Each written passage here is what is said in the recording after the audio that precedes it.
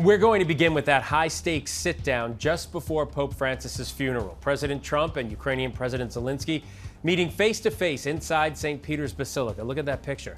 This comes after a week of the Trump administration pressuring Ukraine to accept the terms of a peace deal with Russia. But after the funeral, Trump posted on social media that he thinks maybe Vladimir Putin doesn't want to stop the war and he may need to take a different approach with dealing with the Russian president.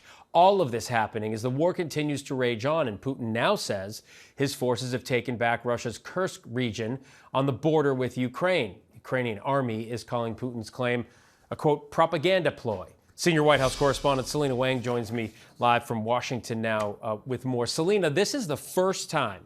There were so many remarkable things about what happened this morning, but this is the first time these two men have met face-to-face since that Oval Office February meeting that was just so contentious. What are both sides saying about today's meeting?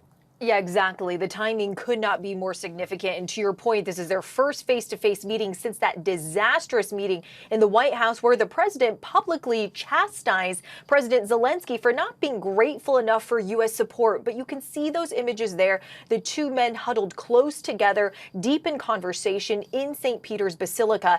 And out of the meeting, you had positive messages from both sides. The White House is saying that the two sides had a, quote, very productive session.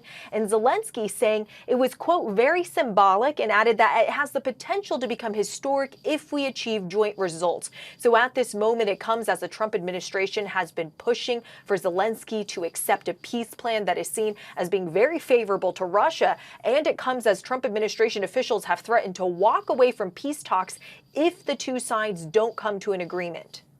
Talk about, you use the word significance. Talk about the significance of this meeting happening, where it happened. And also there's that other picture with Keir Starmer and Emmanuel Macron in it. And Macron has his hand on Zelensky's shoulder, show of support. Talk about the significance of where this happened today. Yeah, these are really striking images. You mentioned the one where you have both Zelenskyy and Trump, along with two other world leaders who are key allies of Zelensky's, the leaders of both France and the UK. You can see there Macron has his hand on Zelensky's back. Powerful moments. And when it comes to that meeting between Zelenskyy and President Trump, as you can see there in St. Peter's Basilica, it's about more than just the location, more than just the fact that they're inside the Vatican. They are brought together because of Pope Francis's funeral. And Pope Francis is someone who relentlessly called for peace, called for an end to the war in Ukraine, as those two world leaders are discussing how to achieve exactly that.